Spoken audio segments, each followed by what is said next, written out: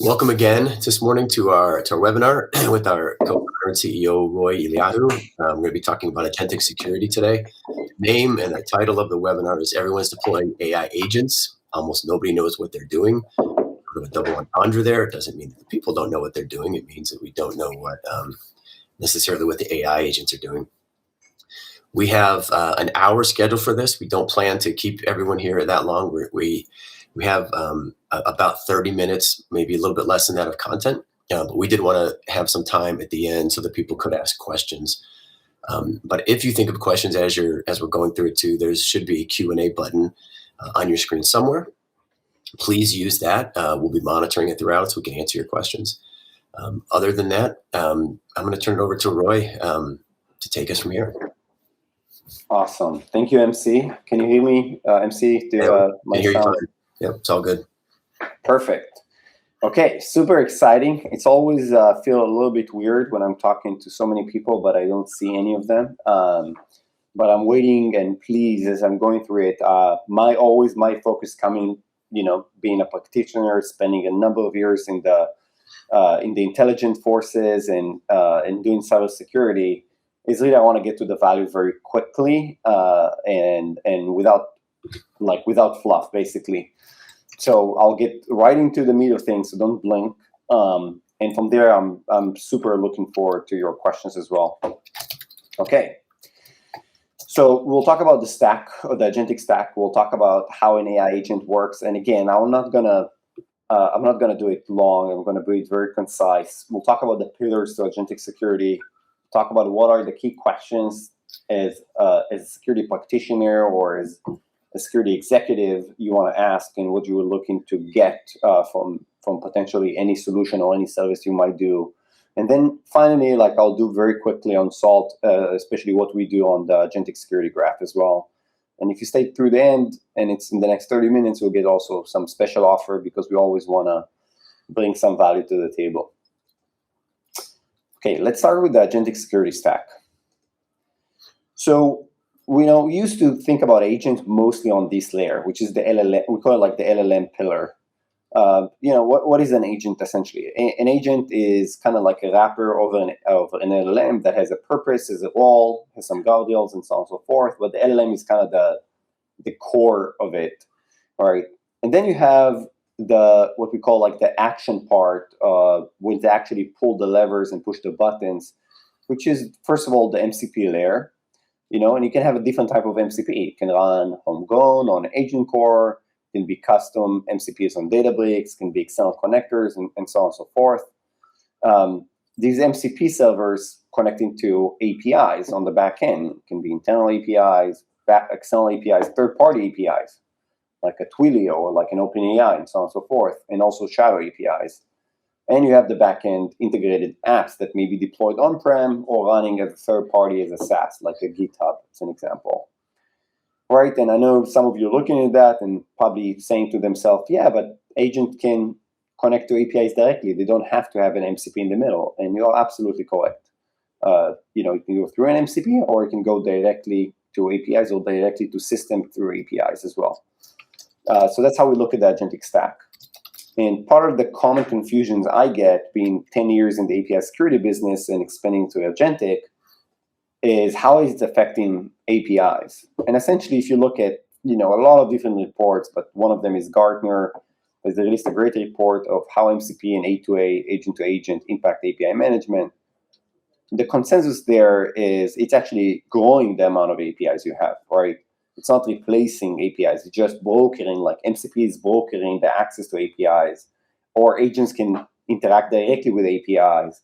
They're not replacing APIs, right? So the recommendation is really double down on API security. And the last part, which I think what we will focus on today, how we are moving from securing prompts to govern and mitigate rogue agent actions. So moving from talking to securing actions, which we strongly believe that's the biggest risk for a company. So let's start with, first of all, breaking down how we see the anatomy of an agent. So we like to think about an agent as a digital employee, right? All the companies have a strategy in place that they want to make the company more efficient. In order to make the company more efficient, you need to translate some of the work or be portion of the work of some employees, especially the ones that facing customers or partners and so on and so forth, and automate that and make them more efficient to be able to support much bigger workloads, 10x, 50x more workload what they currently are supporting. So how does it look like? You have the brain, which is the LLM. You have the ears that getting the prompts. You have the hand that is the MCP server. And essentially you have the mouth for the answer. So let's take a simple example. If you have a prompt, let's say it's a customer support agent, right? And it says, and it gets a prompt from the end user saying, my order 0001 did not arrive. Can you cancel and provide a refund? The brain, the LLM, does not have the answer. The question is whether the order really did not arrive, the option to provide a refund. It used to be, or it still is in many companies, right? It's a back office of different individuals that will look at the case, will look at some back-end services or dashboards, will look at the status and say, yes, I really see that it did not arrive. I can cancel and process the refund for you. Now you want to move it to an agent. So the agent no longer can only talk, right? It's not just knowledge center for Q&A when is the branch is opening or when you can do this and that. It's moving to actions. Since the LLM do not have this information, what it does, it goes through the MCP. The MCP does not have the answer here. So what it does, it press what you call the buttons that we call the different APIs. It can be through API gateways, it can be containers running on Kubernetes, it can be external services like a Power BI, it can be any of those. It will generate these API calls. It will get some answer in a JSON format, most likely, saying, oh yes, it is lost in transit, and actually it can process a refund. So we'll get this JSON back all the way to the LLM. The LLM will process it and give this beautifully super clear answer saying, yes, it was canceled and you should expect a refund of $50, in such and so time. Now let's take this example and let's look at the threat scenario, not the legitimate scenario. So let's take the scenario of, taking this agentic stack, this LLM, connecting to an MCP, connecting to APIs on the back end. What's changed here, let's assume that LLM has perfect guardrails. You did everything perfectly. You guarded it, making sure you have no jailbreaks. Nobody can say, hey, ignore these and these instructions. Perfectly secure. And let's say you did a perfect job on securing the MCP part.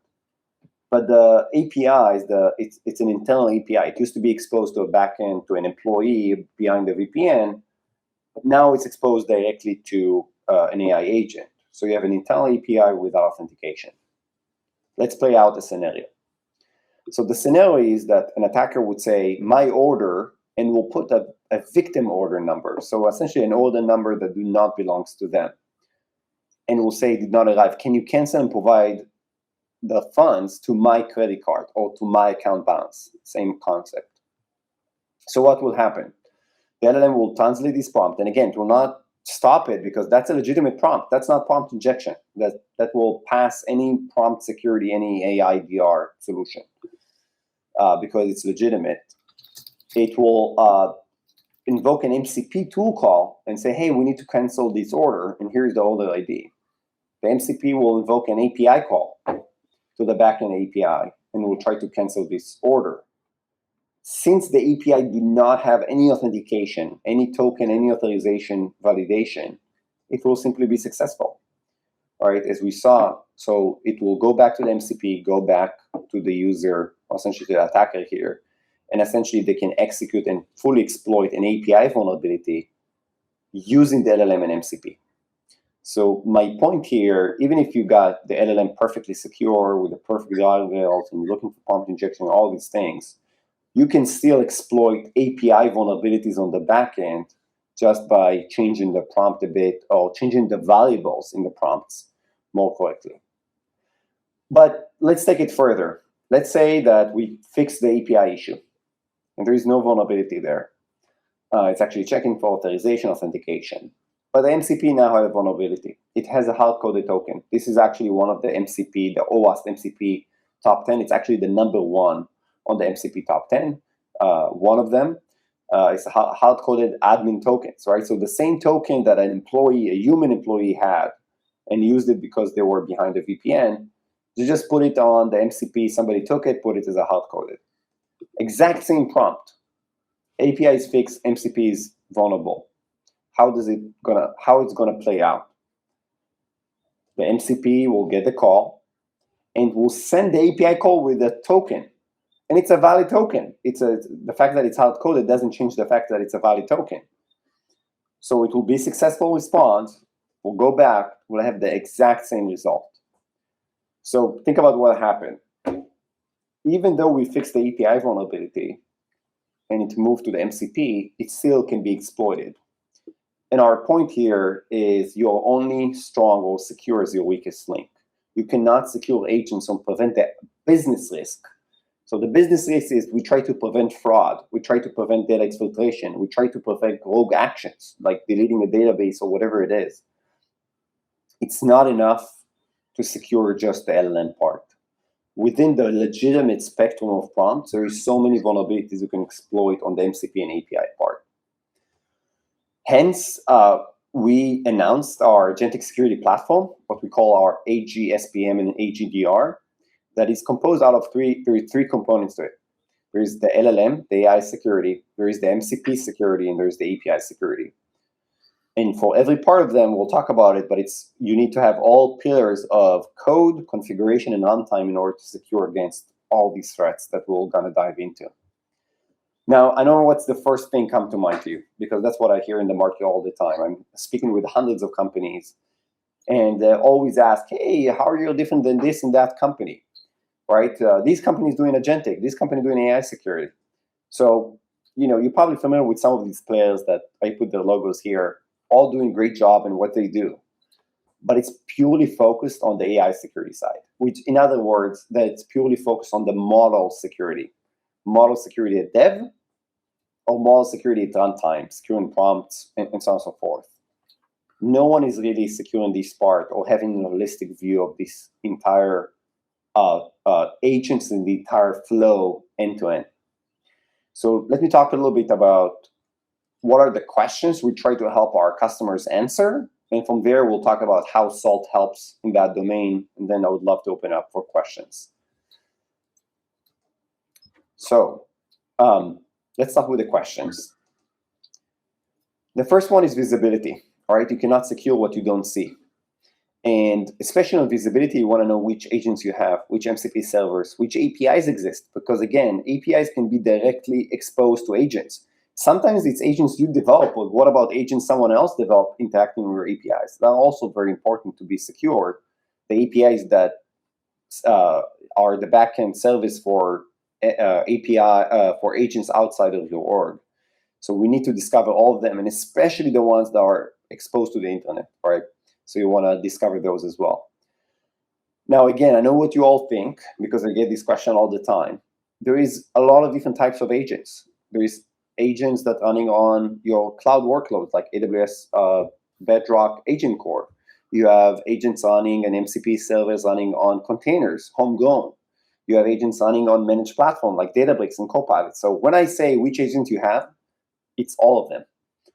It's not just one of them. Anything that eventually connected to your backend infrastructure and not just running locally on someone's laptop, this is all the agents and MCPs and APIs you want to cover.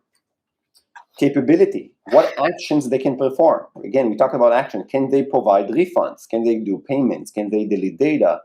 Et cetera, et cetera. So mapping the actions to the agents are critical.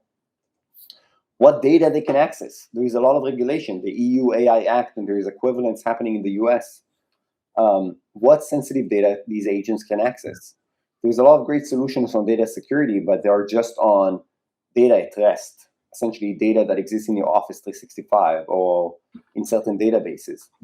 Unfortunately, agents, the core of the data they access is through your APIs. It's data in motion. So making sure enforcing the same guardrails, the same security standards, the same compliance and regulation, it's applied regardless of where your data lives. So we want to extend it to all these data that being accessed through APIs and MCPs. Posture, if we build it correctly, if we build our agents correctly, if we build our MCP security, or if we build our API security. Because as we said, It's enough one vulnerability in the chain in order to exploit a vulnerability. So we want to have an assessment, a posture assessment for all of those. And lastly, attacks. So once someone, you have visibility for all of these agents, MCPs, and APIs. You have visibility to an assessment of posture and risk and prioritize those risks proactively and be able to fix those issues and gaps. How, lastly, can you detect when somebody tries to exploit an agent, manipulate an agent to perform malicious actions on your backend APIs, like processing, a refund and getting a credit for someone else's order, or it can be anything else which is applicable to your agents. So how can we detect it in real time? So let me take a sip of water and walk you through how Salt can help you with that, answering all these questions. And I'll just remind everyone that we'll keep collecting Q&A or questions you guys may have along this. I've seen a couple come in already, so please find the icon on your desktop and enter your questions, and we'll answer them as soon as we go through this. Okay. So to answer all these questions, we've announced and launched our Agentic Security Graph. It's the only graph in the market that really show you the full agent to MCP to technologies like your AI gateways, API gateways, to third-party vendors, to downstream APIs, regardless of where they live. It can be from a third party back to the Kubernetes, can be directly to your APIs on the back end. And we show it across every angle, means code, configuration, control plane, and runtime. So we're showing you the full connections between all of them. We're showing you the posture gaps, the sensitive data, the risk score, and be able to show you from prompt to backend API all the way back to an answer, the full trace, and be able to show you all the security elements, all the security pillars that attach to every layer here. So let me go and kind of explain a little bit, okay, how do we build that graph? How does it happen? How quickly can you get it in your own organization as well? So I always like to think about it in use cases, right? And not just technology, what we are looking to accomplish. So the first use case, the first couple of use cases is about discovery. You want to reduce your attack surface. Means what APIs or MCPs exposed from your organization or any agents or any AI-related APIs. And you want to create a unified inventory of all these components. Governance, that's the kind of think about it's in the crawl, walk, run. That's the crawl part. Now we'll go to the walk part. Okay, great. Now I know all of them. What should I do? So the third use case is how can you embed security standards from your program essentially across the SDLC? From the moment somebody coding an AI agent or an MCP or an API, all the way to monitor it in production and runtime. So from code to runtime, the full stack. Lastly, on the governance side, data security-wise, how can you extend the same data security regulation compliance into MCP and APIs, essentially for data in motion? And lastly, on the protect side, which is like the run part. So if we did crawl, discovery, walk, governance, so now runtime, it's the run part. How can we detect in real time any type of manipulation, any type of attacks directly on your APIs, on your agents or MCPs? And how can we proactively lock down agents and put in guardrails to ensure they cannot do things that they are capable of doing? So if you have an agent that should provide information about X, Y, and Z, and then we see there's capabilities or APIs that it's connected to that can do actually deletion of data or modification of data or any unintended actions, we want to limit that proactively. We don't want to wait for somebody to try to exploit and then block it. We want to limit it proactively. So let's talk about a little bit, how do we map the elements into these use cases? So again, just as a reminder, what exists in the agentic stack? You have the LLM and agents, you have the MCP servers, you have the MCP tool APIs, you have the downstream APIs. That's the other side of the MCP, the one that are connected to the external internal third-party APIs. And you have log and zombie APIs. And again, these ones are very important. We see a lot of incidents already happening. We'll talk about the McKinsey incident that happened with rogue and zombie APIs. We'll talk about other incidents, but I cannot stress enough how much this is critical. We'll talk about it in more depth here shortly. Okay, let's talk about okay, how Salt does what it does and how we create that graph and all this great stuff. So the first thing is we have Salt Surface. Salt Surface is zero-touch module that simply you give it a domain. We put your domain of your company or number of domain. It's like an ASM, just very specialized on AI, agentic, and APIs. Means it will show you all the APIs that are exposed from your organization to the outside world across any environment you have. It doesn't matter if it's running on AWS or Azure or GCP or running on-prem or running on a managed platform. You simply put a domain and it will come to show you all this exposure and also give you a lot of tangible risk that exist in your APIs and MCPs.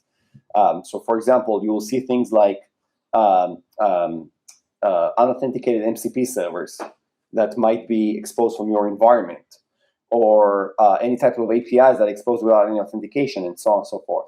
So the first module, it's all about you give it a domain, zero touch, you get back a full report in product as well that shows you all these exposure. That's kind of help you on the reducing of attack surface and kind of give you a half of the unified inventory, only the external part, not the internal part. That's why we have Connect. Connect is our agentless integrations to cloud environments, to your Databricks, to your Microsoft Copilot, to your API gateways. It's essentially a read-only access for all these tools or platform or infrastructure that you build APIs on top of. Probably the biggest example is your cloud environment. We do it in less than 3 minutes. Again, completely agentless, only read-only, and we'll give you a full inventory of all your APIs. And also we show you a lot of security gaps already that exist in your environment. The next step is Salt Code. Salt Code is connecting to your GitHub, to your GitLab, to any type of place, any type of source code repository, and can show you all your MCPs, all your APIs, all your agents, how they're connected. Again, all of them feeding to the same graph. So once you connect the first one, it will feed to the same graph to show you a single pane of glass of any agents, any MCP, any API across anywhere that it's deployed. So we have that part as well. We'll give you a lot of, again, posture information. And lastly, when you want to achieve the runtime part, you have the Salt Collect. We have over 100 plus different collectors, like can be eBPF sensors, can be CDN edge workers, like for Cloudflare or Akamai, Fastly and the rest. It can be for load balancers on-prem like F5s and the likes. We built over the last 8 to 10 years, hundreds of those to be able to have an out-of-band, completely non-intrusive, not inline, monitoring of traffic. Even if it's encrypted, we can see encrypted traffic to be able to show data security or sensitive data in motion and achieve data security, to be able to baseline normal behavior for your APIs, your MCPs, your agents, and also to help you lock down with guardrails agents as well. So kind of give you no touch, surface, easy, you just put your domain and give you results.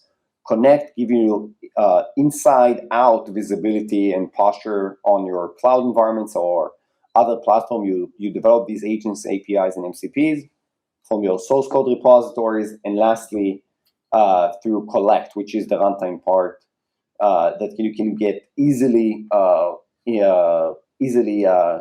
deployed there. And again, what's our main emphasis here in Salt? Our main emphasis, what really separates us, are two things: one on the product side, one on the company side. On the product side is that we don't force you to change your infrastructure at all. We're not going to put an MCP gateway, an AI gateway, or whatever it is. We're not going to have you wrap your LLMs with different wrappers. We're saying wherever it leads, wherever your development developed it, we're an agnostic layer on top of all of them that will show you exactly, I'll go back to one slide back to show you this graph, without changing a thing, without asking a thing from your development team. It's completely seamless for them. We get it deployed, and then you will see the full graph across the board, and we'll be able to do enforcement and guardrails within your existing infrastructure. So if you're using for one agent core, we can enforce an agent core.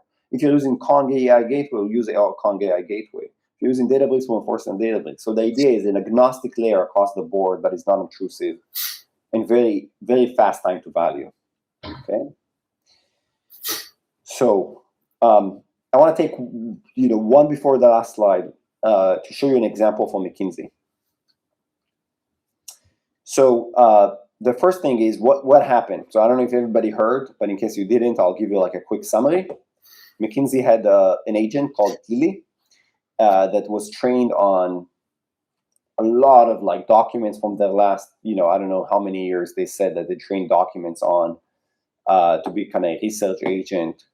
So once they finished the development, a company found that 200 plus APIs were exposed as part of this initiative and were never closed. Like there was internal APIs that were exposed to the agents, but even once the agent was not public, the APIs were public. So there was 200 plus APIs that public documented, and 22 of them were non-authenticated. So you simply can call them and you get data, sensitive data out.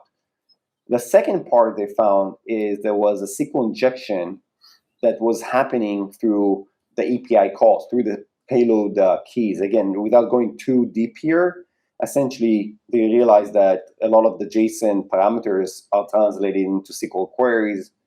Very easy to bypass any type of SQL injection detection that way and exfiltrate data.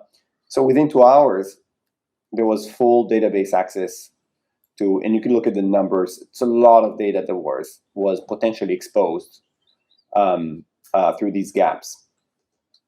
So essentially, there is two main gaps. There is a proactive gap they could have addressed, and there is a detection gap, right? The proactive gap is you just have unauthenticated APIs. So you can, just proactively, you could have found all these APIs that are exposed and 22 that are unauthenticated. That's a huge gap. And the second part is the detection gap, right? So you want to have a layer that can detect SQL injection, not a generic SQL injection. It wasn't a classic SQL injection. I just want to make it clear here. It wasn't like I'll put here apostrophe and I'll do 1 = 1. It wasn't like that. It was something you need to tweak the API call that would translate to invoke a vulnerability on the backend. Same as I showed you before with the order, a little bit different format. If you are interested to see how it looks like, we had a more technical blog on it. But it's not something you can detect from static code analysis. You need to have a better understanding of the APIs for it. Lastly is how Salt could have stopped both of those gaps. So the first one is, once we would have pointed out our surface, even without any deployment, is just to see all the APIs, all the API endpoints that were unauthenticated. This is something we can do for any company today. You just point it out and we can show you if you have any of those like McKinsey had, and you can flag it instantly. And the second part is through our AGSPM. The second part is our AGDR, which is was baselining normal behavior through any agents, any API, even if it's not connected to an agent, if it's just standalone APIs or standalone MCPs. We baseline the normal behavior and very much in depth. That's the core API we've built. And we're able to detect any type of manipulation, anything abnormal. We see it in runtime, and we can enforce in runtime as well. So that this is an anecdote of the McKinsey case and how Salt take a real world example and what we would have done in order to prevent it. Lastly, and as I promised, is the last slide. I always hate just talking about something. I want to show it in actual environments. I think the biggest eye-opening examples coming from real customer environments. So I will offer, because you took the trouble, actually educate yourself, be curious. So I want to give you something back. So anyone that sign up through this link, through this QR code, or you can, take a screenshot of this link, we'll give you some free assessment that you can see your own graph in your own org and uncover a lot of things that I'm super confident you will see in your own company. And from there, it can give you a lot of value for your own assessment and what you do. We're happy to also be an advisor on that journey, because we see a lot of companies going through this journey. And the last thing I'll finish on before going to Q&A is giving you maybe like 30 seconds about the company and our stage, because I think when you look at Agentic Security, you instantly think, oh, it's a young company. It's a company that founded probably in the last year or two, because Agentic is new. The reality is Salt is not a new company. We actually started 8 years ago, and kind of on the premise of API security, I personally kind of helped to shape and lead the OWASP API Top 10 and kind of been spent over 8 years in API security. Since all these components, all these connections on the graph is talking through APIs, agents to MCP, MCP to technologies, technologies to third party, technologies to backend services, all API based, also A2A, it's API based. It was perfect segue for us to expand our current capabilities, same IP, just to more protocols and be able to have a more custom tailored UI to it. But that's what we do for years. We are in hundreds of customer environments and already seeing thousands and tens of thousands of agents, MCPs. So definitely we're not new to this. We know what it means to go and work and deploy in an enterprise environment, how to do it in low touch. So just want to give you some context there. As a company, we raised over $300 million from top investors like Sequoia, Capital G, and many others. So very well funded. And with that, I'll pause just so I can finally answer some questions. So not going to be just one way. Yeah, so I think you. So thank you guys for submitting the questions. There's quite a few in here that we'll do our best to get through them. We have enough time to get through these. I think. Do look at the Agentic Graph. If you haven't scanned that, scan it. We'll come back to it at the very end. But I think Roy, you can see the Q&A on your side. Yeah, I'll just stop sharing the screen. Somebody. And I'll actually go, for some reason, my light turned off here. But now it's back on. Motion sensors turned off your lights, right? Yeah, I know. So now I'm back in light again. Yeah, let me start digging through the questions here. So let's see where I can. Yeah, so there's a question that says, will Salt work for all APIs regardless if it's agentic or not? Yes, we work for, like, that's our bread and butter. That's where we started from. We work for any APIs regardless of agents. Agents, I think, is just a catalyst, to adopting and using APIs, but we are securing agents, APIs, regardless where it is. There was a question also on how do you detect AI-based agents application installed in user devices? So let's talk about it for a second, because I feel that's a common confusion in the market a little bit on, hey, there's OpenClause, and a lot of our developers or internal employees are running local agents, and can you secure those as well? Can you secure local MCPs? So first of all, let's talk about the threats a little bit related to local, more endpoint, versus anything else, literally anything else, because there is a big difference. Essentially for local agents, local MCP, same as you don't have, when you have Kubernetes security, let's say, or container security, at the time and still today, you don't run it for Minikube or local Kubernetes. Same apply for MCPs and agents. There are a lot of risks related to identity, I would say, and endpoint security, because it's not that you don't, like, what the key difference between the two is that the prompts or the agent input is trusted on the endpoint side. When I say trusted, it means it's a laptop that's owned by one of your internal employees, let's say a developer, and they wanted to build something. So what is the risk? The risk is of unintended actions, because you trust, I trust Michael here to develop features for Salt, but I don't trust Michael's agent running on his laptop that potentially can delete my entire database or delete my entire Jira, boards and so forth. So there's some tools between endpoint security and identity and permissions that really is designed specific for that threat. But if you look at the Agentic Top 10, the OWASP API Top 10, the MCP Top 10, and so on and so forth, almost none of them is applicable to local agents. And again, don't get me wrong, there is a risk there from supply chain risk, from installing malicious code, all of these things, but it's very much more an endpoint security, PAM, privilege access management problem, versus any other agents that connect to your critical infrastructure, connect to your databases, connect to your backend system, connect to your Salesforce, and so on and so forth. If somebody's interested to explore it more, I'm happy to talk with them in more depth, but it's kind of a little bit separate problems.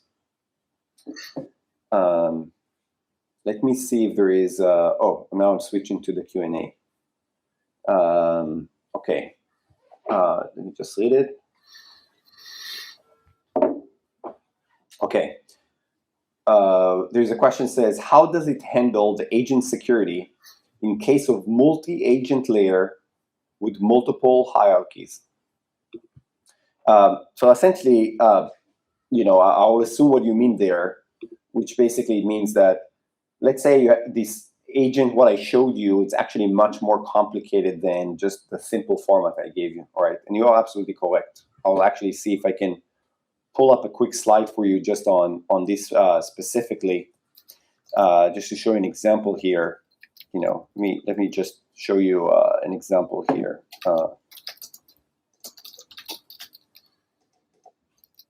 Okay. Can you see this? Can you see the screen here? Yes. Yeah. Okay. So this is like more realistic case, all right? You have an agent, and you see the tip of the top of the agent, which is like the prompt layer, and you said like how much money I have in my saving account, right?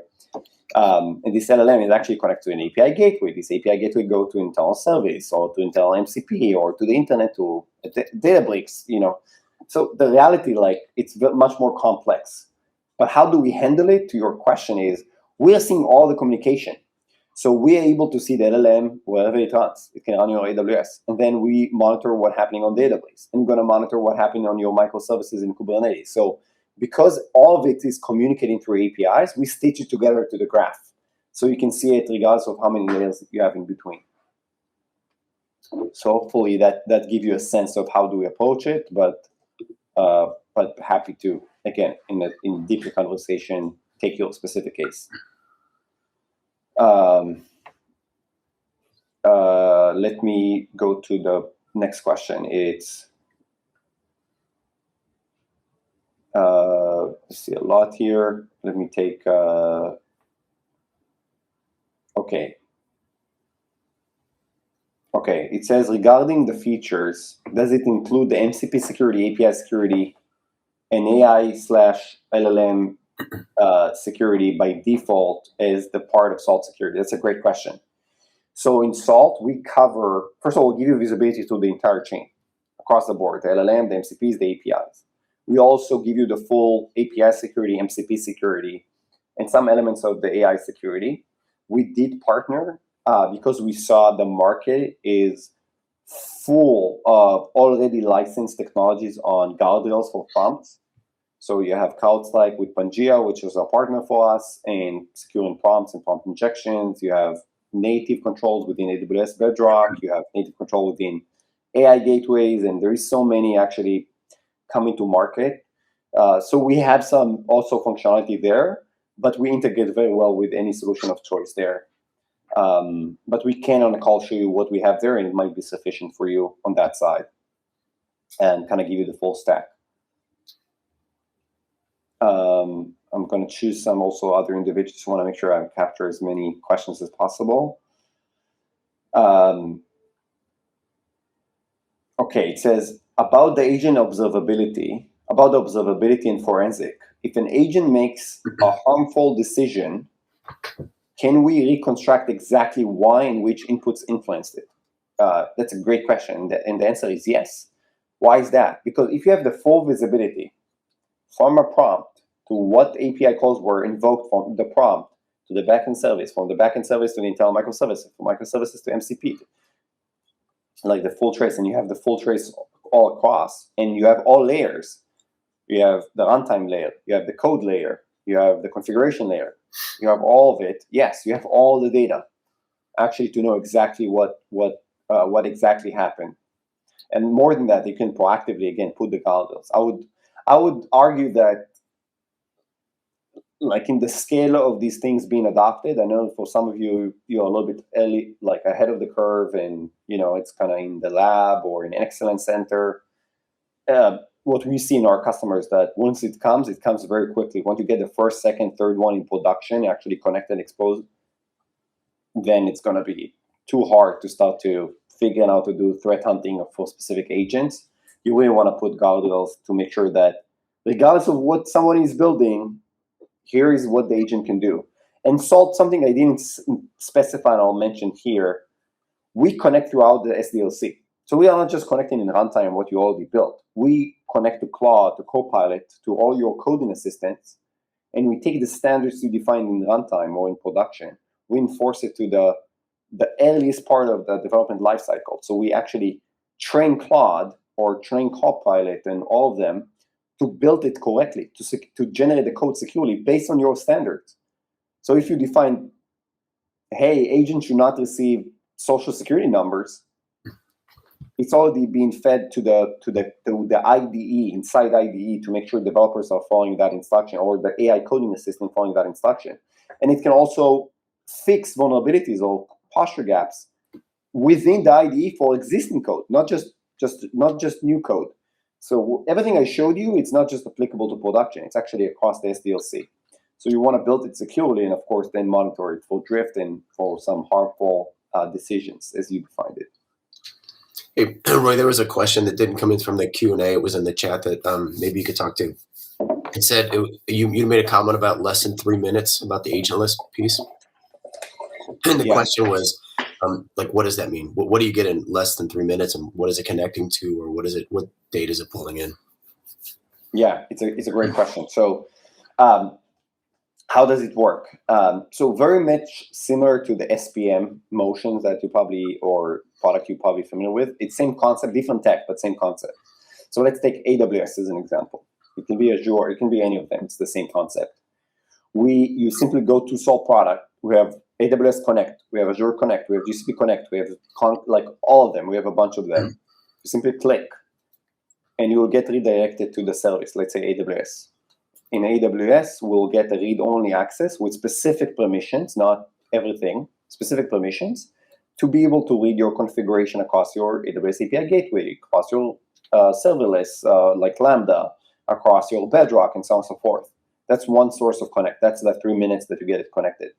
Let's say if it's GitHub, source code analysis, you'll get redirected to GitHub, you'll get specific read permissions for Salt, and we will analyze it within 2 minutes. It's literally 3 clicks to get it installed. We'll identify all the repositories, you have MCPs and APIs, we'll stack them, we'll build the graph from it. So when I did source code, many people think, oh, are you detecting CVEs for my libraries? No. There's a lot of great companies like Wiz of the world, and every possibly upset company in the world that are doing that. We are going to show you the actual APIs, the actual agents, how they are connected, the security risk related to how to code tokens, all these things that are not just packages and CVEs. So we'll go much deeper. And again, would love to show it. Obviously, if someone interested, we'd love to also show a demo of it. There was maybe one more, Roy, that we could cover and then let people go. The question was about where do you store the information? I'm going to paraphrase it, but it's all the information that we collect about servers, about APIs, risks, posture gaps, whatever. Where is it stored, and how do you know it's secure? Yeah, that's a great question. So we work with, our primary audience is Fortune 500 companies, Global 2000 companies. So roughly organization with 1,000 employees and above, or 5,000 employees and above. So obviously data security and data privacy is super important to them. We have a kind of hybrid model where we process all the data locally within the customer environment. We don't send any raw data or any sensitive data to Salt Cloud. The only thing we send to Salt Cloud is findings.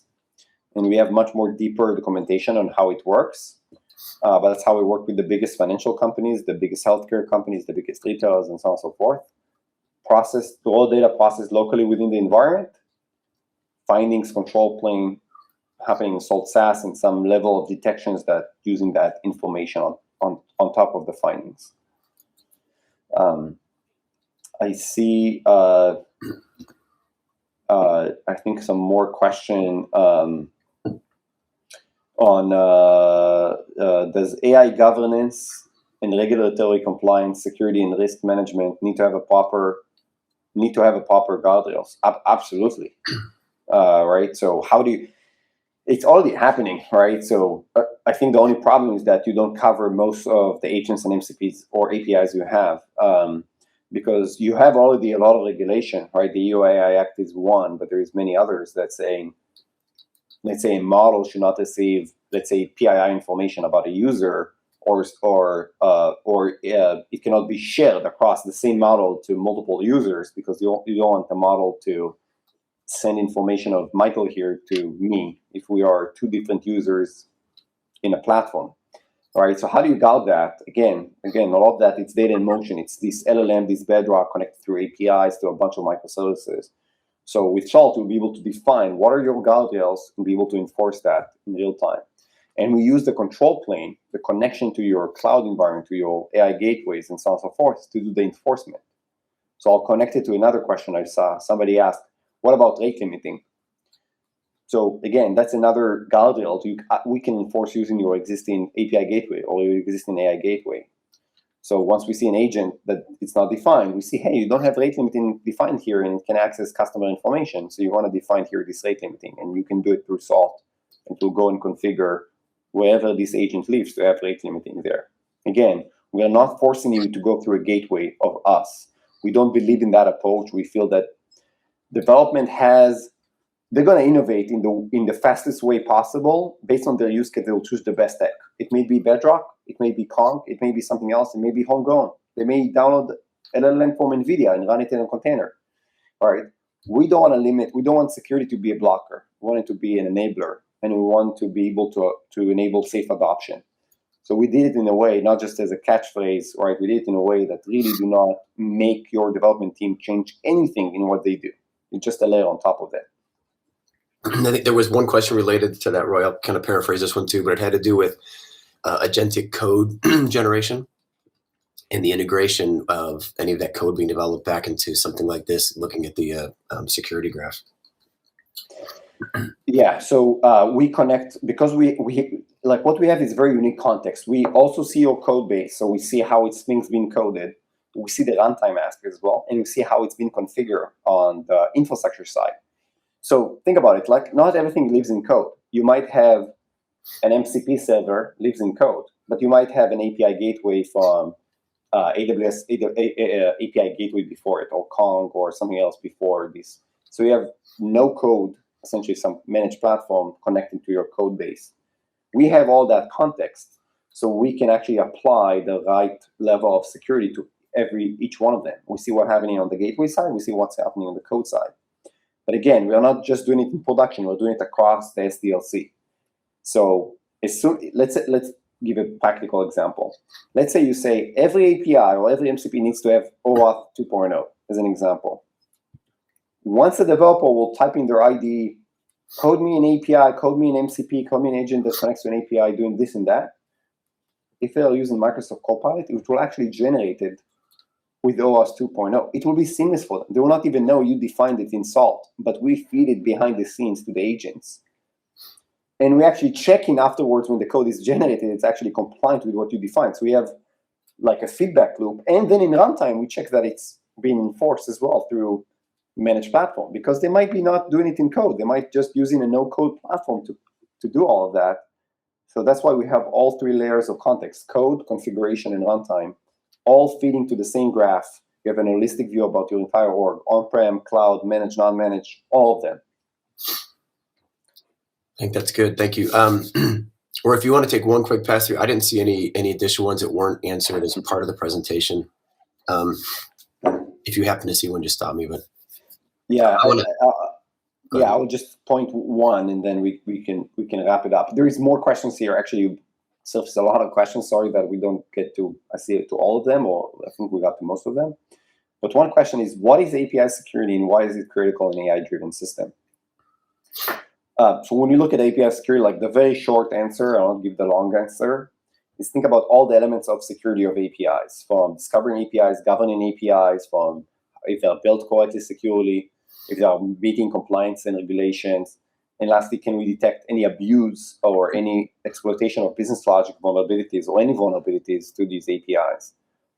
The reason why they're so critical to agentic system or AI-driven system, because APIs are the buttons. They're the ones that are actually making the impact. When you process a payment, it's an API call. When you delete something, it's an API call. When you get information, it's an API. Everything is being done through APIs.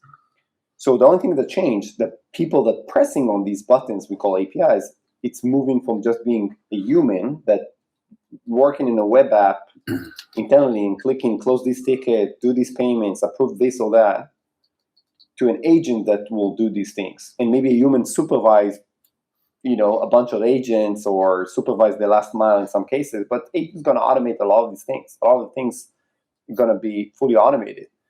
So now these APIs are no longer has this security guard that the common sense of somebody says, hey, I should not refund this person. This is not an order, belongs to him or her. Now it's an agent that you can easily manipulate, right? Unfortunately. So that's why not only it makes the problem way bigger and way riskier, the second effect is Claude and Copilot and all these AI make coding new APIs so easy. You code 500 APIs within a day. And 500 APIs 3-4 years ago, it took you probably a year to develop, right? So a lot of APIs being created, plus the usage of them is much more risky. So it's kind of compounding effect of risk that leading agentic security to really heavily based on API security. Yeah, that's great. Okay, so I'm going to wrap this up. I want to thank you, Roy, for taking the time to do this. Thank you, everybody that joined. And in fact, I saw that very few people even dropped. A couple of people had to say that they mentioned they had to get to another meeting. But I'm going to take that as a sign that this was interesting and valuable to you. We do want to share that security agentic graph and what yours looks like in your environment. Again, it's totally free. If you didn't scan the QR code, just go to salt.security. That's our website, salt.security, and then right in the homepage there's a little button you can press to get a graph, or just go here. You can scan this now while I'm talking. We will follow up with everybody with an email how you can watch this again on replay. You can also share it. So if there's other people in your company that you think may be interested, or even people outside of your company that you think may find it interesting, you can just forward it to them as well. We don't gate this after we've done it. We feel it's more important for people to have access to the information, so you can just click on the link and watch it. But we appreciate you joining us today. Excuse me. We will do these regularly as we talk about AI security and agentic security. So please keep checking back. We'll have more and more, and we'll continue to take feedback on what you all find valuable and make sure we create that for you. So with that, thank you, everyone. Have a good rest of your day. Thank you very much. Yeah. Thanks.